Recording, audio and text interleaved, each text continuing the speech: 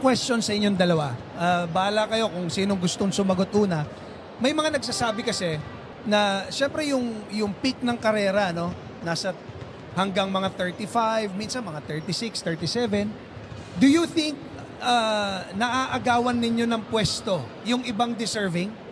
Gandang question. Hindi naman. Actually, nakaka-contribute pa naman kami. Pag hindi na kami nakaka-contribute, yun, di ba? Usually, totoo yun.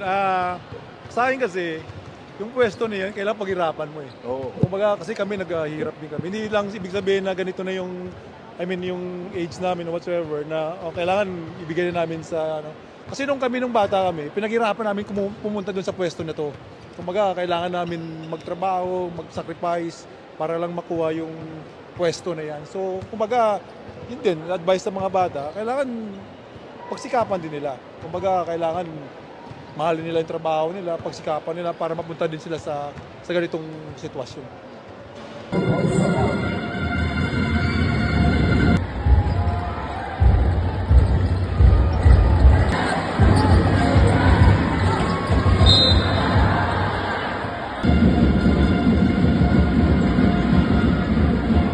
Raydel Hurtado.